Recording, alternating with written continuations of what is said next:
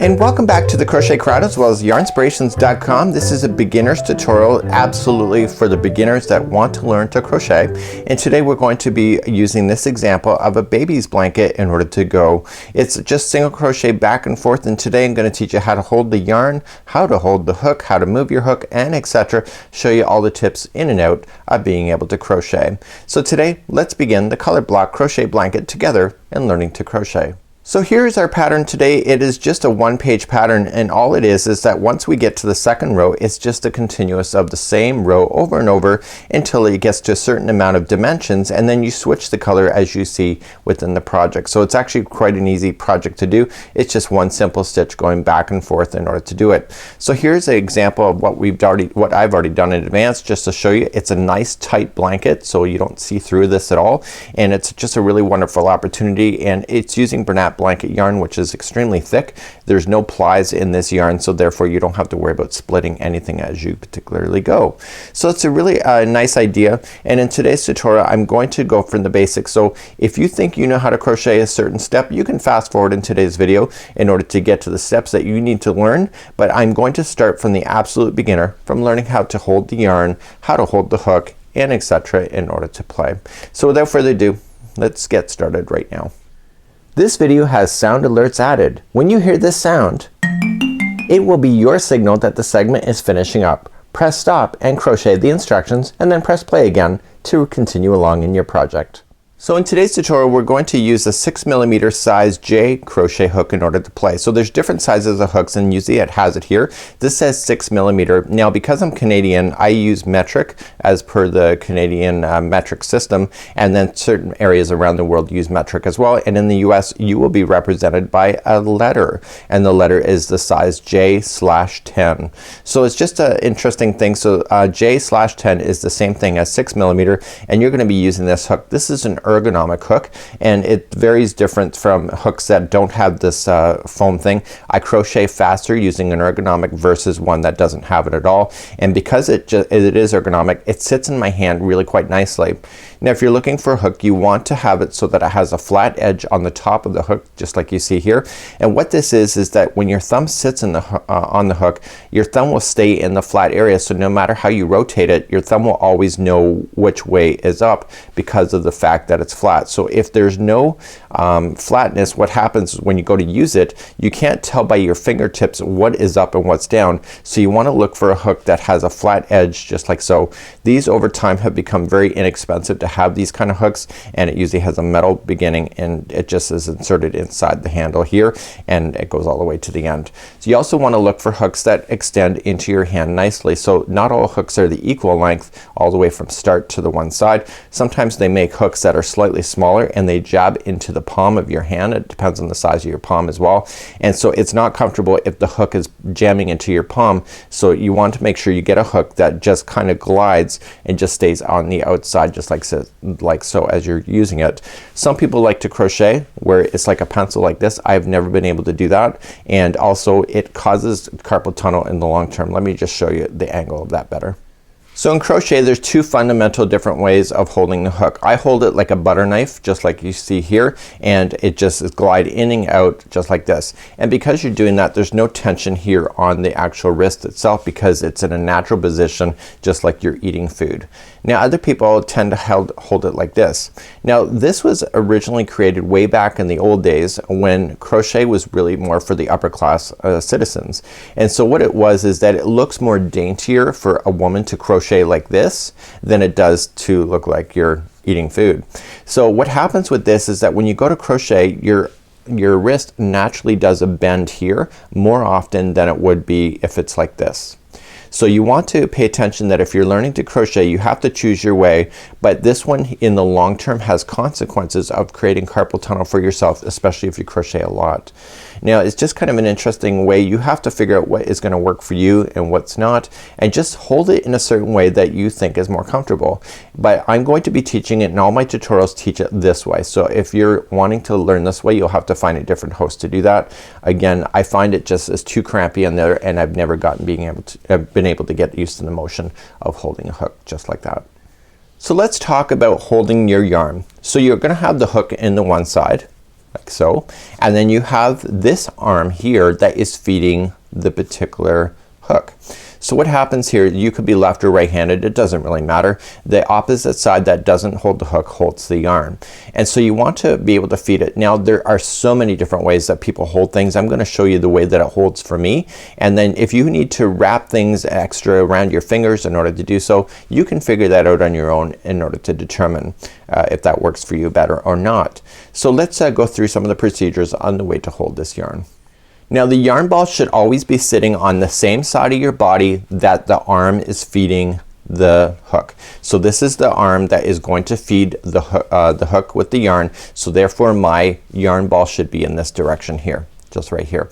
It should never be crossing in front, coming in from a different direction, because it will come across your hand and into your work, and obviously if it's coming from a different direction it won't be able to do that. You also don't want it sitting in front of you, because what happens when you go to do this, if it's in front of you, when it goes to feed it, it's pulling out of your hand, and if it's beside you, it's pulling across your hand like so. So there's different ways to holding it. So if you can close your fingers and there are no gaps here, this is the best way to do it. But if you're wearing rings and stuff, that will change your story as well. So if you close your hands and you can see gaps in your hands, especially here, then you know you might have a problem. And it doesn't mean you can't crochet, it just means you have to adapt to that also. So there's two ways to control tension on your yarn. You control it through this gapping area here and through this finger right here. Okay, so these two fingers, this one and this one, control the tension to the hook. So let's review how to do that. So as a practice, let's go 5 times on learning how to put this into your hand. So I want you to open up your pinky finger right here, and I want you to place the yarn into your pinky and close your pinky. Can you pull on this yarn and it provides tension? So if your hand does not close, and you have a gap, if you pull it should be and it's too easy, then you might have a problem. So some people, what they do is that they wrap it around their pinky twice and then once and then come across. But the problem for that is that if you're like me and you do have tension here, this can create a little bit of rug burn. So you have to determine what works for you, and you have to make sure that the yarn is coming out of the ball nice and easily. So let's review that again. So put your hand out and open up your pinky finger and take the other yarn and put it in across the top and close your pinky. Do you have tension? Okay, so let's do that again. So out, open up that pinky, place in your yarn, close your pinky. Do you have tension?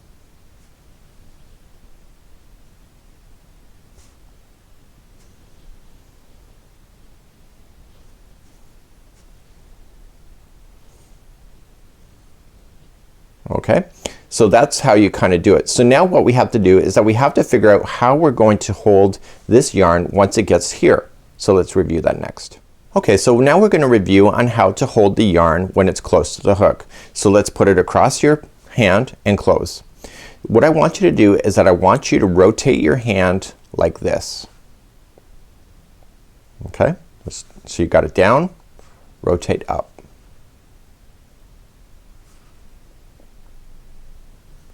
Again, you can fast forward if you understand what's going on. So you're going up. So now I want you to start closing in your hand. So let's watch how to do that. So what we're gonna do is that we're going to keep this finger here from being part of the work when it comes to the hook. And what we want to do is we want to use this finger and this thumb to work together. So let's take the yarn out, and I want you to pinch this finger to your thumb like it's a flamenco dancer. Bum bum bum bum. Can you do that? So take this finger and this thumb and put it together. Bum bum bum bum. Okay, see how this finger is staying up in the air? So just think of it that you're the Queen of England having high tea, and instead of her pinky in the air drinking her tea, it's this finger here. In time, this finger doesn't not need to be pointed, but it is the tension finger between here and here to create it for the hook. So boom boom boom boom. You get it? So let's now put the yarn back into our hand, and let's do the next step. So putting the yarn back into your hand, okay, close your hand and turn it. So which fingers are we gonna clump together? We're gonna put these two together. Boom boom. And what I want you to do is that I want you to grab this yarn. Okay? So with your pinky closed, you have tension. Look at that. You have tension.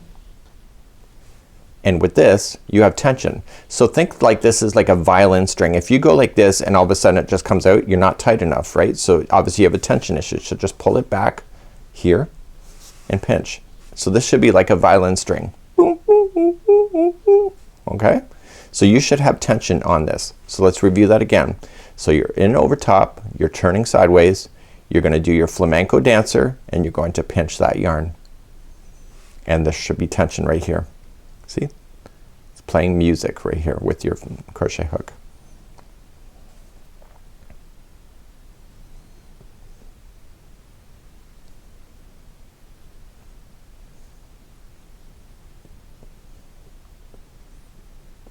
Okay, so you get that? One more time. Pinch. So you're thinking, okay, well now you have the hook in your hand and this is not going to a hook, but this is how you hold your yarn. So now what we're going to do is that we're going to create a slip knot to then start the hook. Let's begin to do that next.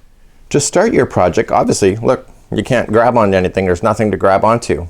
So you have to create a knot that begins, but it's not just a typical knot. It's called a slip knot. So the slip knot, when you pull on it, creates tension and will just tighten onto the hook but not tie itself to the hook. So in order to create a slip knot, and there are many different ways, but my favorite way is the way that I'm about to show you. So you have your hand out like this. Okay, so put your hand out like this. Okay, just like you see it. So I'm sitting in front of you, or you're in front of me, and now what I want you to do is that I want you to talk about somebody across the way. So with this finger I want you to point at that person, and I want you just to point. Okay, so I'm gonna talk about somebody over here somewhere, and I'm gonna point. Look at her. Oh my God, can you believe what she's wearing? So just out, and it's like, oh my God, look what she's wearing, and you're pointing to your friend on where she's sitting. I know it's a terrible analogy, but it works. Trust me. So okay, so out, and you're pointing, and you're talking about somebody. It's never polite to gossip, just so you know.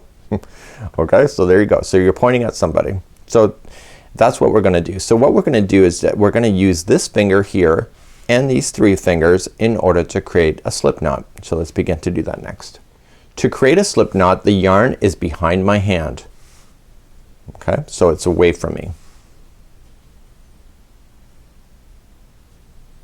Okay, and I'm talking about somebody over here. I want you to grab this yarn strand just like you see here, and I want you to rotate it around this finger twice.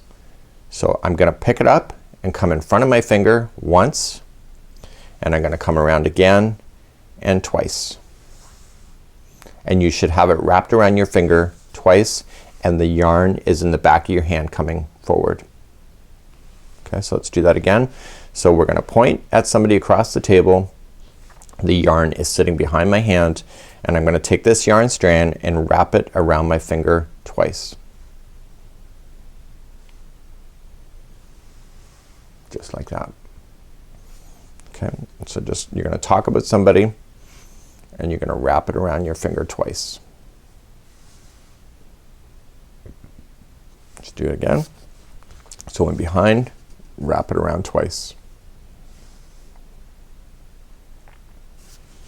Last time, so wrap it around twice. So now that you've wrapped it around twice, I want you to grab two things now. So with these three fingers that are pinching down, I want you to grab onto this yarn and to this yarn here. So just bring them together. So just grab them together like they're one unit, and just put them into your three fingers. Okay, so let's do that again. So just pinching them together.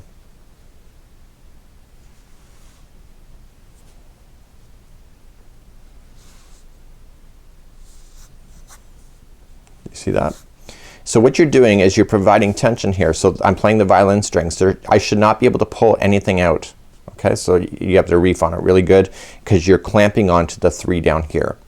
So to create the slip knot, we have to do two steps. We have to play leapfrog. So here's leapfrog.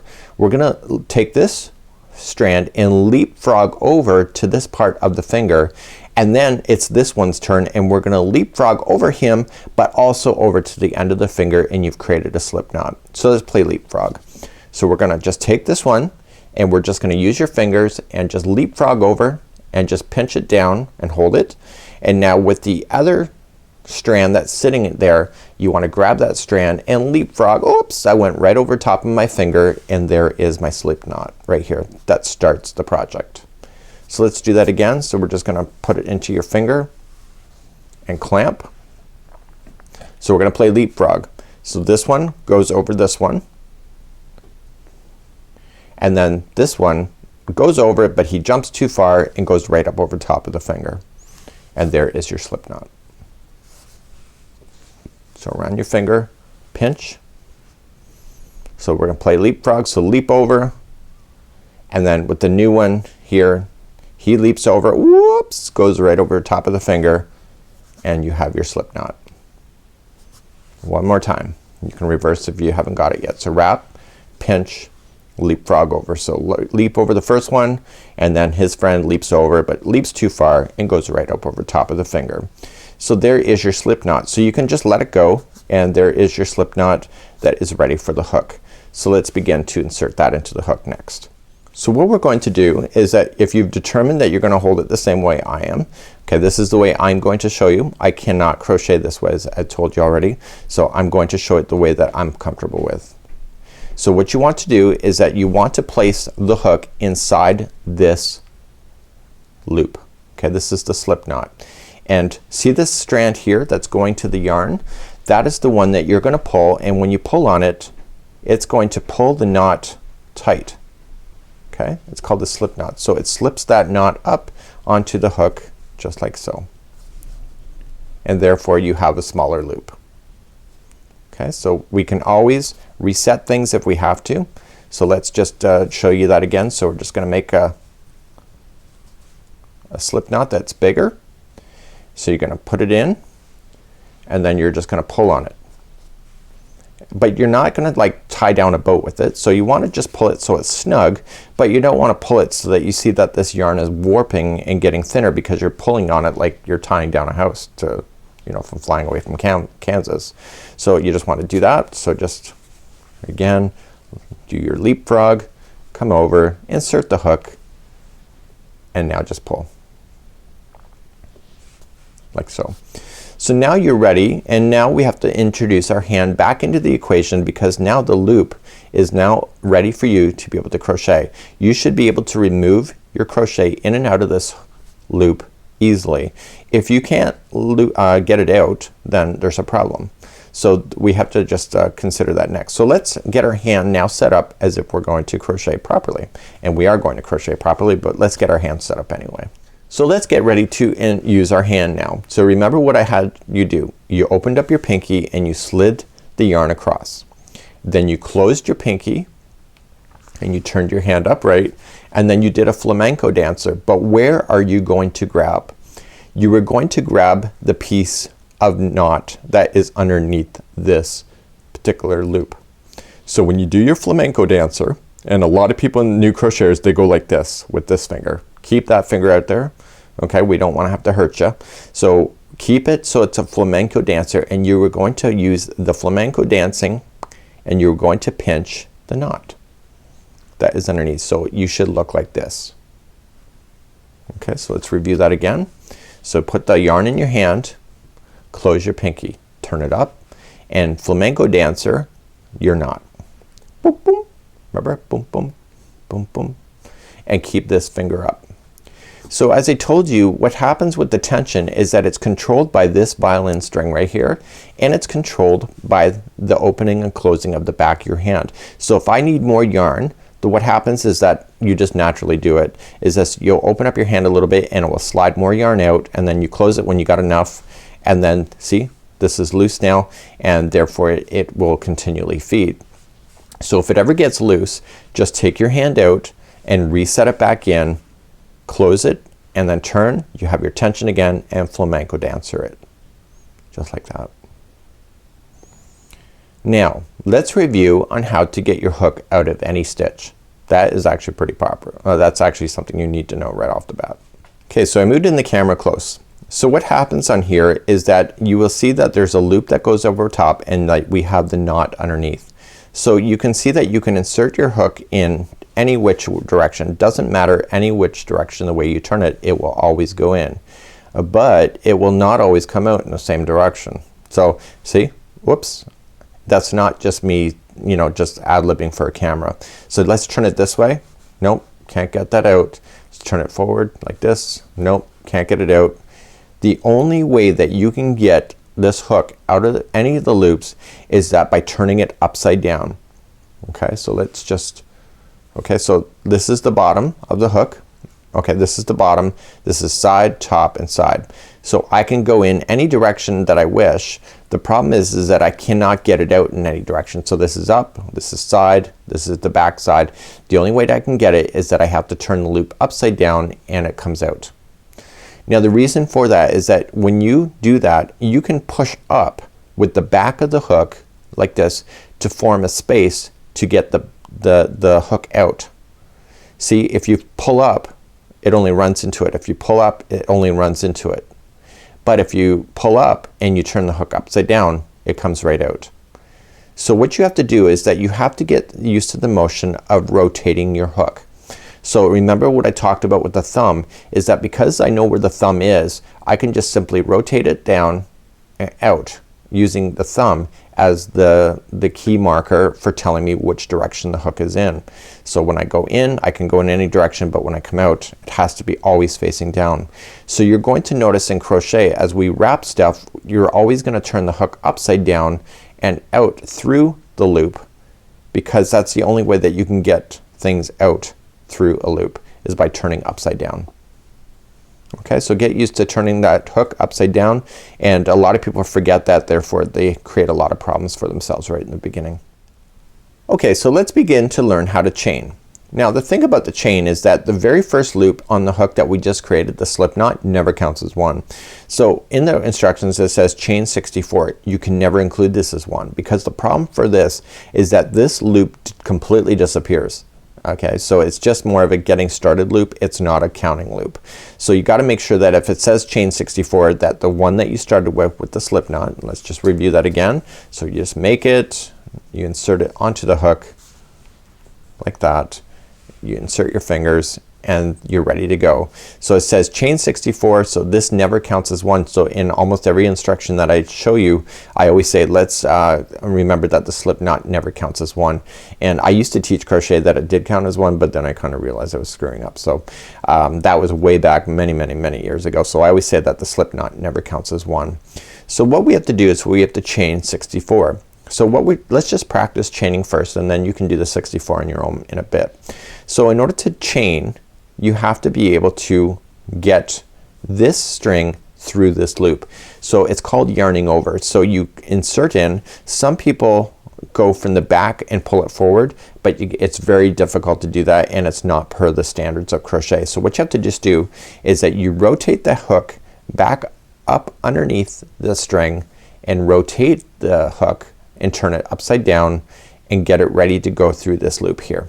So let's do that again. So you rotate backward, collect that yarn, and turn that loop over. Do you see how this thumb here is resting on the flat space? I can tell which direction it is by rotating my thumb with the flat section of the hook. So just rotate back and pull it down. So rotate back and down, back and down. So now we have to get this loop through this one. So remember what I already explained to you. You can never get your hook out unless it's upside down. So when you rotate back, you have to turn upside down. So some people when they go to learn, they don't turn upside down and it becomes impossible to turn out, and then they have problems. So rotate back, turn upside down, and pull through the loop. And as you do it, more yarn then slides in through your hands, and more yarn is now available here. So unpinch and flamenco dancer the next knot that's here. So let go. See, it's not going anywhere. You can let go and repinch. So as you make your chain, just let go and repinch the next one. So rotate backward, and rotate the hook, collect it and through. Let it go, and then flamenco dancer the next knot that you, or next chain that you just made. So as you're doing it, the tension is coming from the back of your hand across the forward, and so if it's loose, what happens is if it's loose, this finger here controls the tension. So if this is loose, I open my finger like this and I now have tension. So if it's too loose, see, I just move up my finger.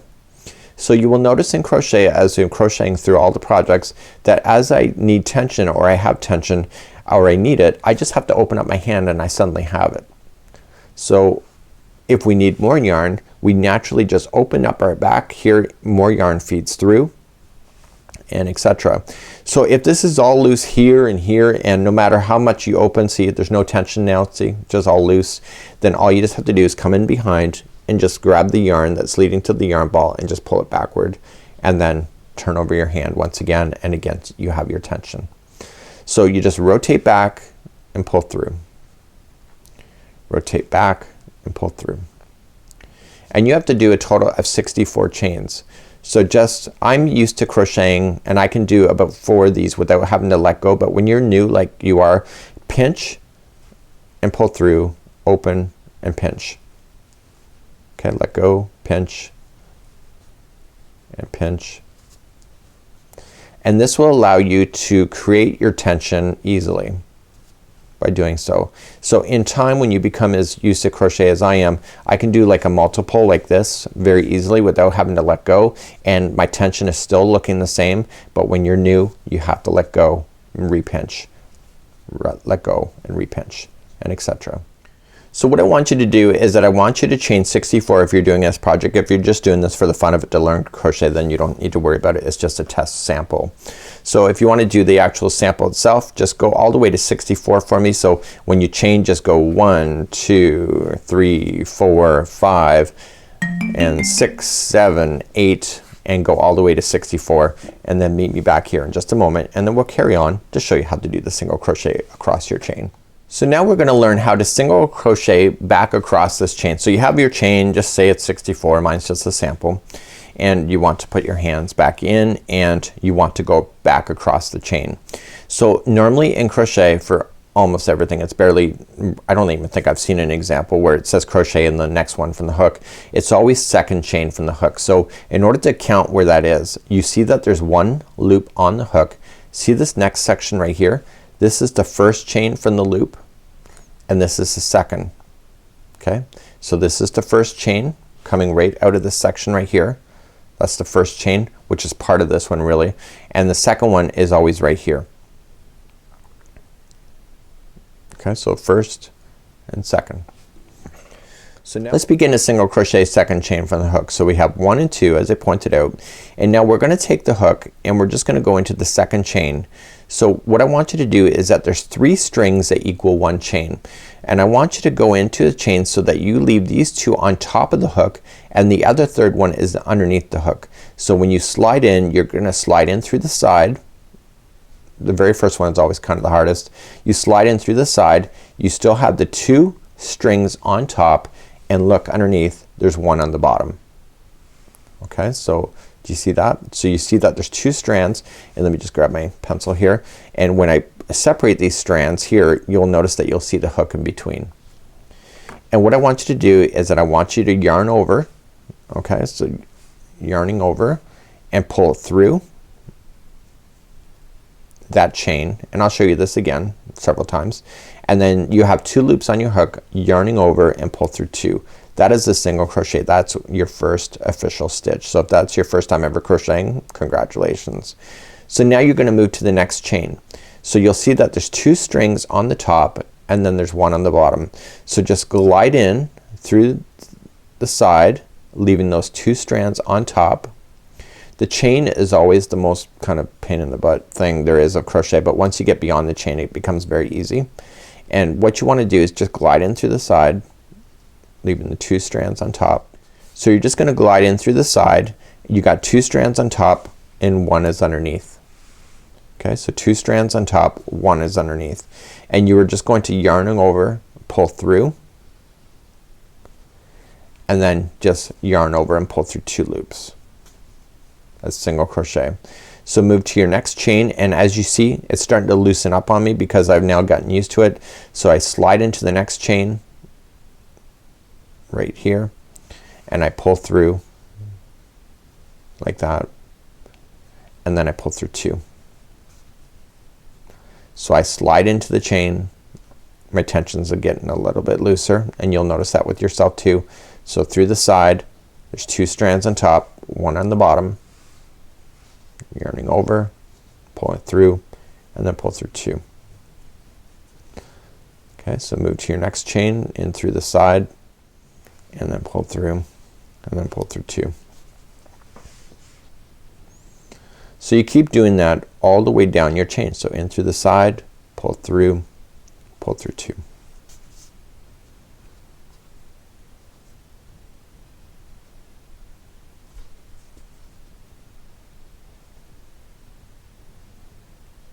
So what I want you to do is that I want you to single crochet yourself all the way down your chain.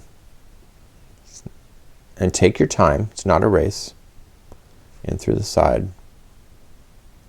I'm going slower than I normally would, so I'm kind of fumbling up here on camera. So I'm just counting in, pull through, and etc. So please do that all the way down your chain, and then when I come back I'll show you what to do next. So as you get all the way to across your chain, you're gonna get finally to the very end. So this is the very last one here, and I can tell because there's nothing left, right? So it's just one last one to go. So this one that I'm going into was part of the slip knot here. This loop was part of the slip knot. See what happens when you pull on it? It disappears. So that's why it's never included as one. So you're thinking to yourself, gee, that took a long time, and you know it's pretty fumbly or whatever. It gets easier. The chain is always the hardest part of any project. So let's begin, and we're gonna turn our work, and we want to turn it in a way that this yarn strand goes behind the project. So just turn it so that it starts from behind the project here. Okay, so just turn it. So if you go to turn this and it's in front of the project, it doesn't work out so hot. See, you don't want it to go in front, you want it to stay in behind. So you can just let it go, move the yarn in behind, and start like that. Okay, so if you turned it and it was in front, okay, just let the hook out, put it in behind, and then put the hook back in. So let's start your next row. So all this baby blanket is just regular single crochet back and forth, and you chain, and then you just keep on doing that, and then you will just look at the project and how many inches that you need to do, and I'll show you how to change color today too. So what happens here in crochet is that we have to get ourselves, so you see the distance of the height here, we have to build ourselves up to the height in order to go across the next row. The problem is right now, so I always classify it, and this is my analogy, that this is an apartment building, and this is one story of an apartment building. So if it's half double crochet it'd be 2 stories, and if it was double crochet it'd be 3 stories. But I won't cloud your mind with too much of that right now. But the problem is that right now I'm at the entrance of the building. I'm not on the top floor of the first story. So like I'm not on the top of the first story. So what I want to do is that I need to climb up the side of the building first. So I have to always chain 1. So chain 1, and now see where my hook is? I'm up to the same height that the other one was. See, just by going like this, by doing that chain 1. So I've got myself up. So what I want to do is that in the same one, just follow it down. So go down the fire escape. So go down and go right into the same stitch that this is in. Okay, so now you're going to single crochet. So all you're just gonna do is just dive right into the same stitch where the fire escape is going down into, and going in, and then rotate and pull the yarn through. Remember to turn that hook upside down, and then you'll have 2 loops on your hook. Yarn over and pull through. So now you just single crocheted the very first stitch. So now you're just going to continue to move. So you can feel it with your fingers on the open stitch work that's here. So remember, there's always going to be 2 strands of yarn that are making up 1 stitch right here. So if the pattern says go into the front loop, you're only going to go into the front loop here. And if the pattern says go into the back loop, you're only going to go into the back loop. But together they equal a stitch. Now why would you want front or back loops? That gives you ribbing So that gives you a texture looks within projects. So let's do this one here. This is the very next one. You can see that this is part of this one if I pull it apart, and now here's the next one. So dive right into the next one, yarning over, pulling through, and then yarning over, pulling through 2. And you're gonna do that all the way across. So just kind of pull it apart if you have to. So dive on in, grab your yarn, and pull through. So go to your next one, in, pull through 2. And keep doing that all the way across. This is all this project is what I'm showing you right now. It's that easy. So just going in, pulling through, and you're just gonna glide, basically single crochet yourself all the way across. Now there's double crochet and half double crochets and trebles and lots of great things, but today's project is just a single crochet project back and forth, and you can see how thick this is. So it's creating a beautifully closed blanket for a baby. So you're just gonna keep on moving across, and then I'll see at the end of your row, and I'll show you how to identify the end stitch, and then we're gonna review on how to go back across once again, and then I'm gonna show you how to change colors too. So I'm gonna keep the camera going just to recap your mind on how to single crochet across.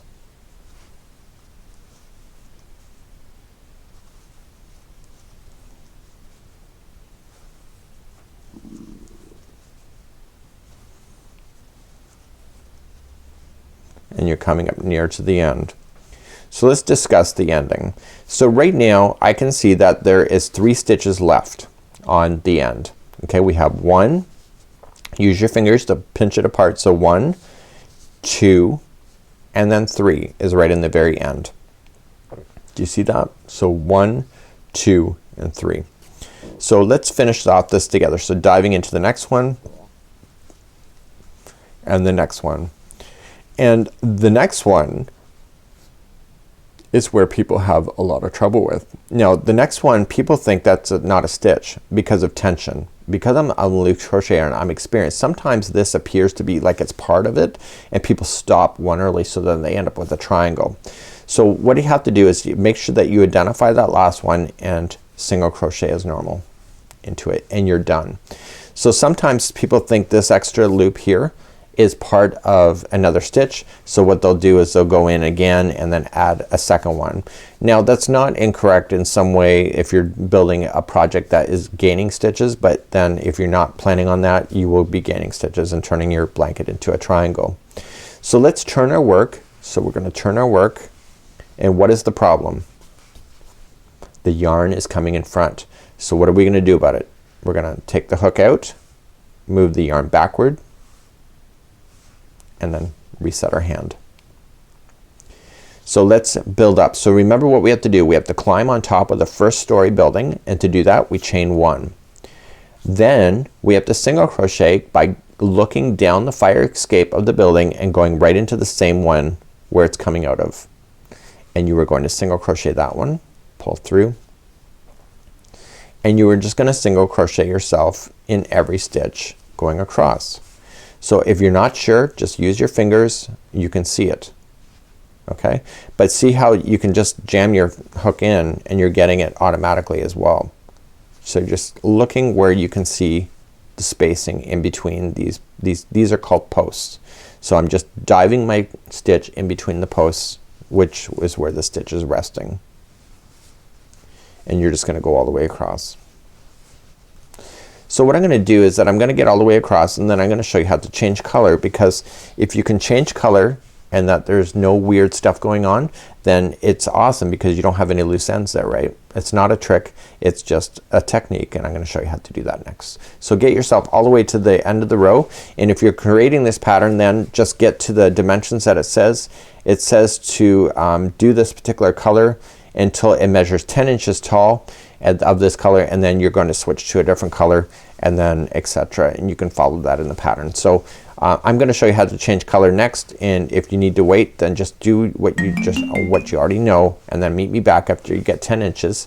And if you're just doing this as a practice sample, we're about to change color anyway, and you can learn how to do that at the same time too.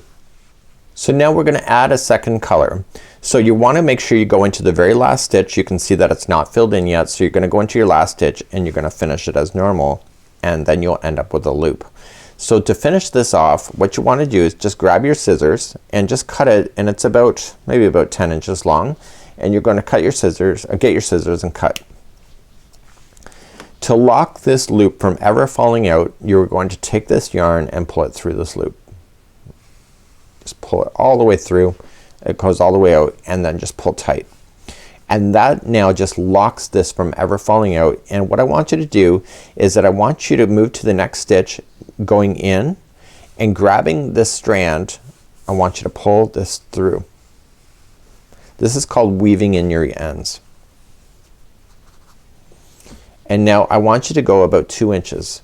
So going into the next stitch from the other side, because the yarn has been pulled out on this side, and you're going to pull it through the other side. This is a way of getting rid of your loose ends. So going in, and this only really works well when you're going to crochet something over top of it. On the end of your project, you're gonna want to use a darning needle to weave it in, and I'll show you how to do that later too. So we're gonna just weaving in your ends to what you think you're satisfied. I'd go about at least 2 inches, and then once you're satisfied, just leave it at the back end. And now this is where we finished. So what we have to do is turn the project and get ready to go back across this now with fresh yarn. So let's do that next. So there's 2 ways to begin. The proper way of doing this is never creating a knot in the beginning, but I get paranoid and things like to fall out sometimes, and that's just because I'm paranoid. So that's something that you have to decide what works for you. The technical way to do it is that you create no knots at all on your work. And what you're going to do is that you insert your hook into the very first stitch. Okay? And technically this is where the loop would have been if you were not changing color. And what you're gonna do is just take the loop here and just feed the loop through, and you're going to drop the yarn strand that is shorter on top of the project like so. So it's gonna ride across the top. And what you want to just kind of do is kind of pinch that down and reset your hand, and you're going to want to chain 1. So this is the starting loop. You want to chain up 1. So you're going up the side of the apartment building, and then you want to come down the fire escape and go into the same stitch you did the join in, and you want to single crochet. But here's the trick. When you go to do this, what you want to do is leave this strand down on top of the line, and it will wrap this strand around it and catch it underneath. So let's just pull through, and now you have your 2 again, and pull through. So you can see now that this is coming out from the bottom of that area. So you go into the next stitch. See how this strand is gonna wrap around and trap that straggler in underneath, and you single crochet, and you keep moving down until you run out of string. I would only go about 2 inches, and then I would cut it if you've done it longer than that. And you keep on going across like so until you can completely bury it in, and then once you're satisfied with it, you can let it hang out, and you can take scissors later and being able to cut that out later. And now you're just gonna single crochet yourself back across. So 2 things just happened. You finished off with the orange yarn here. There's no strands hanging out right here, and you also started with the purple yarn here, and there's no strands hanging out but through here. So this is in the back end. You can take both of these strings and now cut them, and so therefore you never have any loose ends hanging out of a project in midway. And now you're just going to single crochet yourself as normal back and forth using this color of yarn. So what I want you to do is that I want you to single crochet yourself all the way across this line, and I'm going to review on how to go back, and then what I'm gonna do is I'm gonna show you how to change your color completely out. And what we're going to do is I'll show you how to finish the project using a darning needle at the very end, so that you can finish this off quite nicely for yourself. So now coming up to the end of the row, and remember to go into that last one, and then we're gonna turn our work. So we turn our work, making sure that the yarn strand is in behind. So just drop it, push it in behind, and then you're good to go. So we just chain up 1, so we're creating ourselves to go up the side of the building, come down the fire escape and into the first stitch again, and then you're just gonna single crochet yourself all the way across. And you're gonna continue to do this until it states otherwise on the pattern. And then when I get to the other side, I'm gonna show you how to finish your yarn off completely and using a darning needle to weave in your loose ends so that you have nothing falling out ever, so that you can hand this over as a gift for somebody and not have to worry about that. This particular pattern has no border to it, and it's really quite a simple pattern to begin with as well. So let's begin to do that next. So I'm almost at the other side now.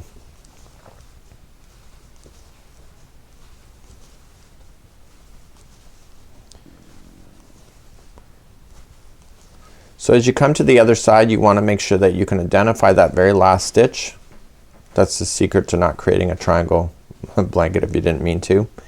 And you want to go into your very last one and pull through. So let's just say that this blanket is done. So what I want you to do is that you have a loop here, and you're going to cut your string, and you're gonna cut enough that you can get it into a darning needle easily. So then just loop it over and pull through and lock it. So what are you gonna do with this end? And you also have the beginning one that you dealt with as well. So what you're gonna do is grab a darning needle, and with the darning needle you want to take the yarn and kind of pinch it down. It really collapses nicely, and just feed it through the eye of the needle. And the secret to locking in your yarn is to go back and forth 3 times. So you're just gonna take the needle and you're just going to glide it up underneath the stitches, not on top here, but right underneath the first set of stitches for about 1 inch or 2. So if you see it popping out on the side here, you'll wreck the border look. So just going in and just pulling it through, and you pull everything, and when you go to pull it the first time, just make sure that it doesn't lose its structure. So don't pull it to the point where it's starting to look like that. So you want to make it look nice. So then the second pass is that you have to go through a different section of it. So you have to go through a different set of fibers, but in the other direction from which you just came. Okay, I can pull it through. And then finally for the third time, and this does happen, not often, but of course it has to happen in the beginning tutorial, is that you're going to pass it through the third time. This can never fall out because you've gone back and forth 3 times. It's impossible for this thing to fall out. So what you can just do then is that once you've done it the third time, you can safely cut it down to the project and it's completely gone. So then the other one that we have here, this is already a slip knot here. So what you can just do is that you can just put this into an eye of the needle,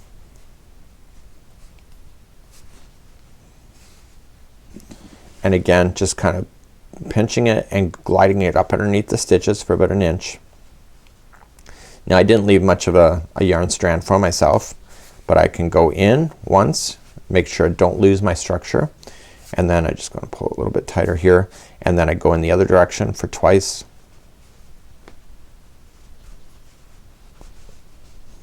and then finally in the third direction for a last time. Try not stabbing yourself at the same time. And then that's it. So now you've done that. It's completely locked into position. You can safely trim it, and that would be it there.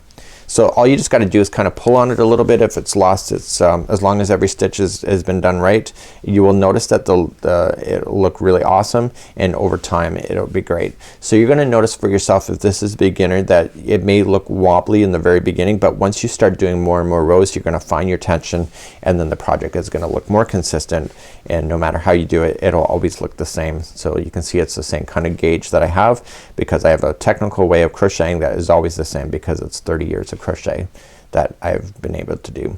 So until next time, I'm Mikey on behalf of Yarnspirations as well as thecrochetcrowd.com. This is the beginner tutorial on learning to crochet using the color block crochet baby blanket. We'll see you again real soon. Bye bye.